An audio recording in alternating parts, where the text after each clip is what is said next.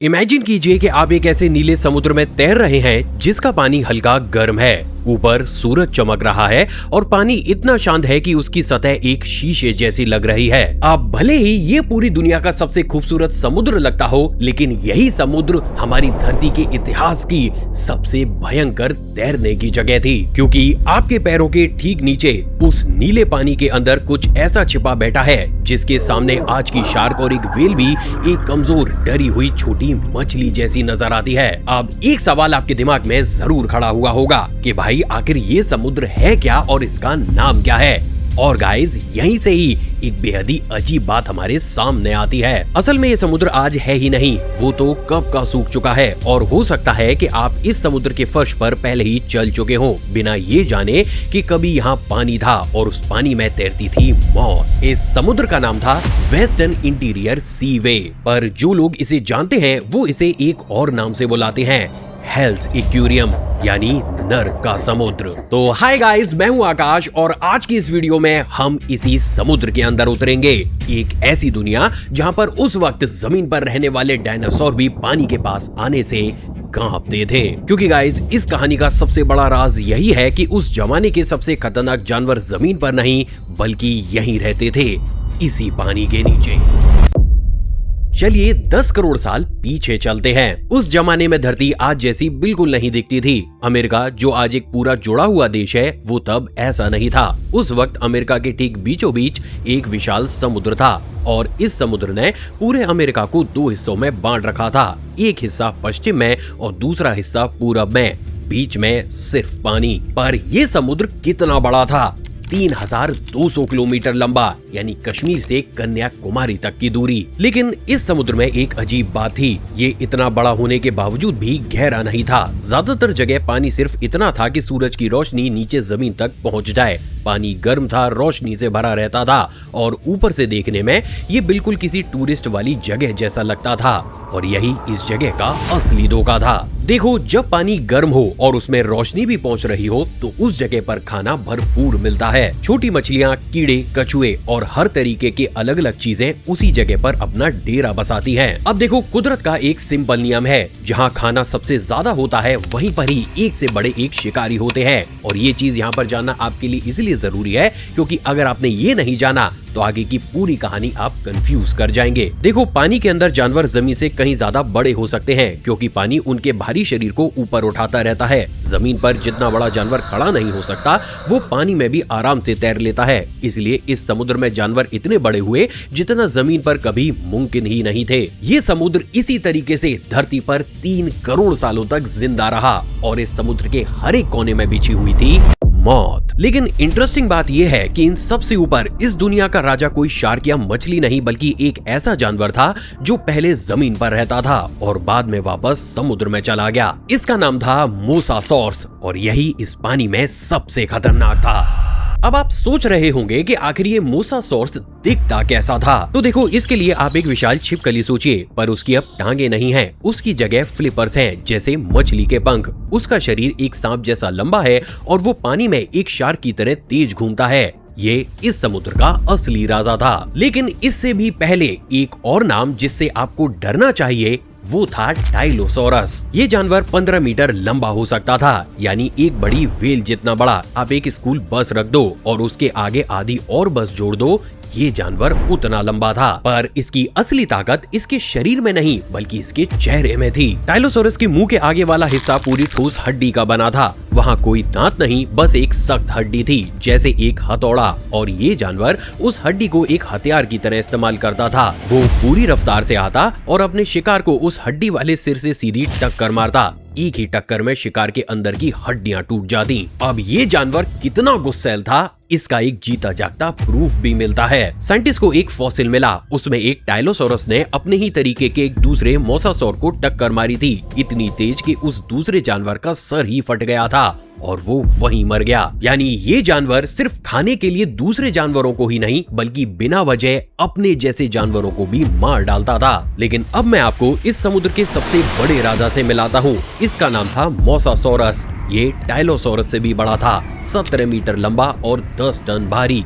एक छोटे घर जितना वजन। इसके पास टाइलोसोरस जैसा हथौड़ा तो नहीं था, लेकिन इसके दांत कुछ अलग ही कहानी बताते थे। हर दांत के दोनों तरफ धार थी, एक चाकू की तरह। ये दांत शिकार के अंदर घुसते थे, उसे जकड़कर 2 टुकड़ों में बांट देते थे। ये अंधेरे गंदे पानी में भी अपने शिकार को ढूंढ लेता था, क्योंकि इसकी आंखें ऐसी थी कि ये ठीक ठीक नाप सकता था कि शिकार कितनी दूरी पर है। ये सोचकर ही डर लगता है कि एक 10 टन का जानवर गंदे अंधेरे पानी में सीधा आपकी तरफ देख रहा हो। लेकिन अब मैं आपको एक ऐसी बात बताऊंगा जो शायद आपको चौंका देगी। देखो, इस पूरे ही समुद्र में सबसे ताकतवर झगड़े इन विशाल राजा जानवरों के नहीं थे, बल्कि वो किसी और के थे। और वो जानवर किनारे में छिपकर चुपचाप आपका इंतजार करता था।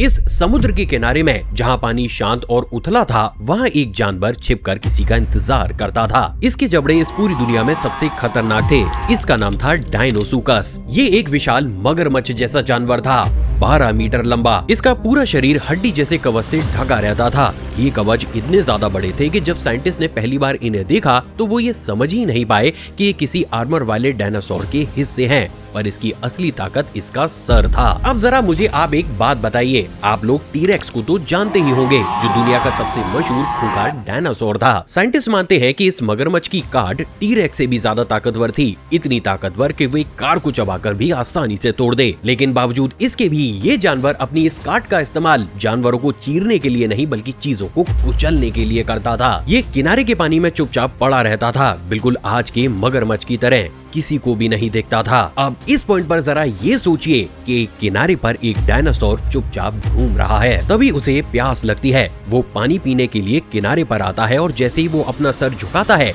पानी के अंदर मौजूद ये विशाल मगरमच्छ निकलता है, उसे पकड़ता है और सीधा पानी के अंदर खींच लेता है। यानी जमीन पर राज करने वाले वो डायनासोर जिनके पास जाने से दूसरे जानवर भी सोचा करते थे, वो डायनासोर भी पानी के पास आने के लिए इस जानवर की वजह से 10 बार सोचते थे। लेकिन गाइस, किनारे की ये दहशत तो कुछ भी नहीं थी, क्योंकि खुले गहरे पानी में एक और दुनिया थी।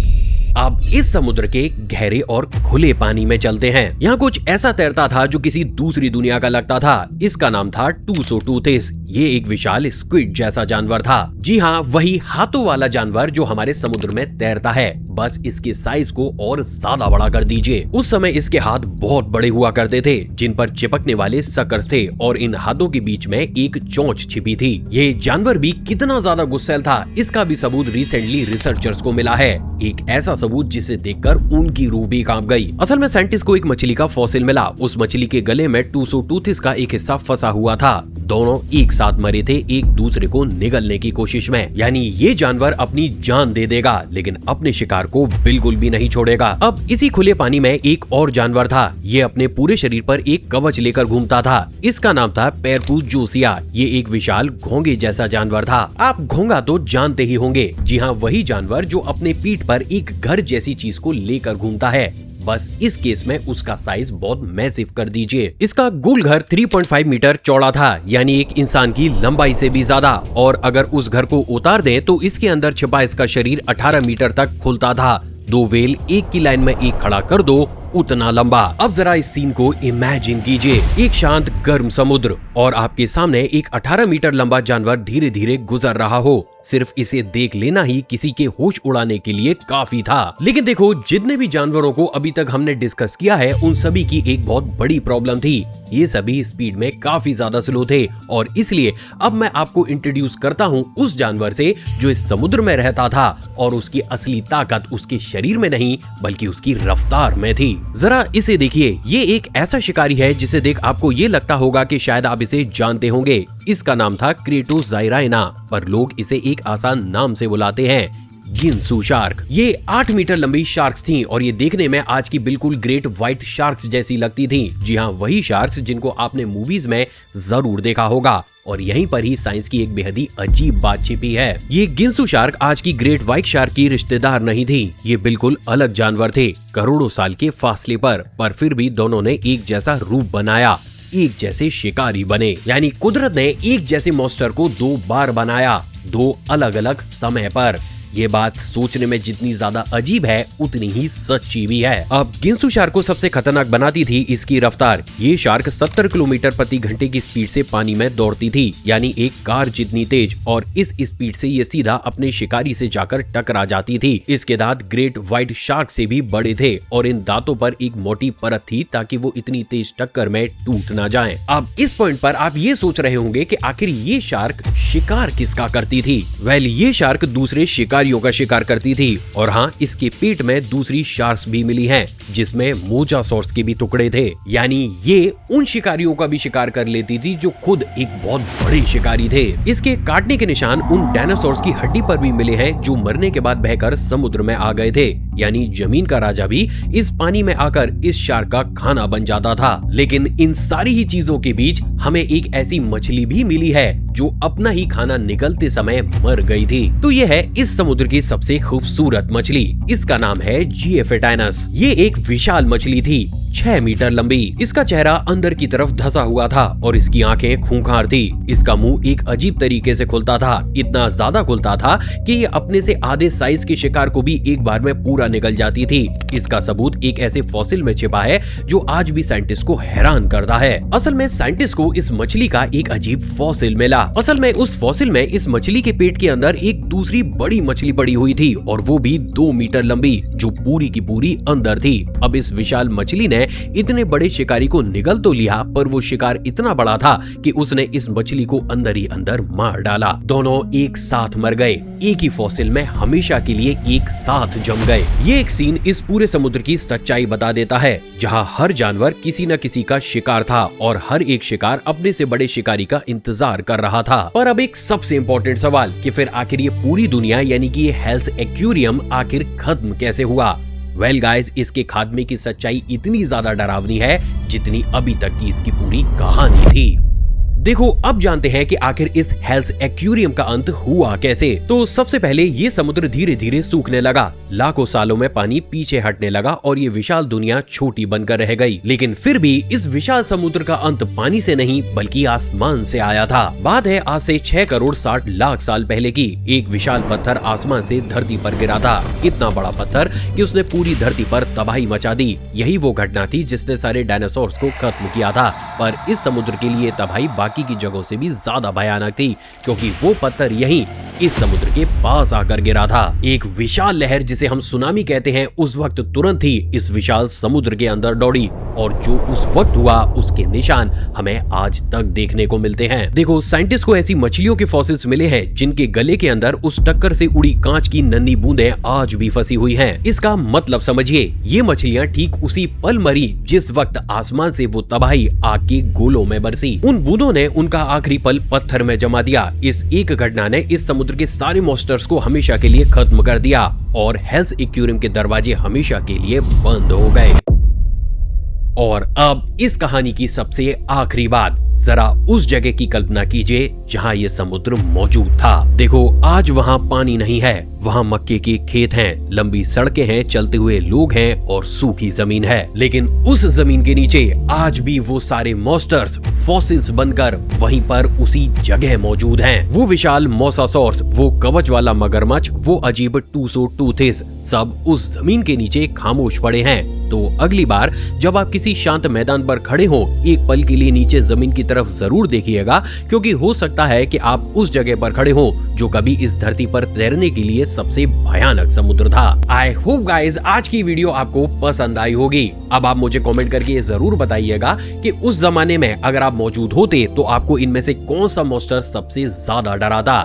इसके साथ ही गाइज, अगर आप चैनल पर नए हैं और इन्हीं तरीके की इंफॉर्मेटिव वीडियोस देखना पसंद करते हैं तो इस चैनल को सब्सक्राइब कर उस बेल आइकन को प्रेस जरूर कीजिएगा। इसके साथ ही मैं आपको ये रिकमेंड करूंगा कि ये जो वीडियो आपको अभी आपकी स्क्रीन पर दिख रही है इसे भी एक बार चेकआउट जरूर कीजिएगा, क्योंकि ये भी काफी ज्यादा इंटरेस्टिंग है। मिलते हैं एक और एपिसोड में, जब तक खुश रहिए और दूसरों को भी खुश रखिए।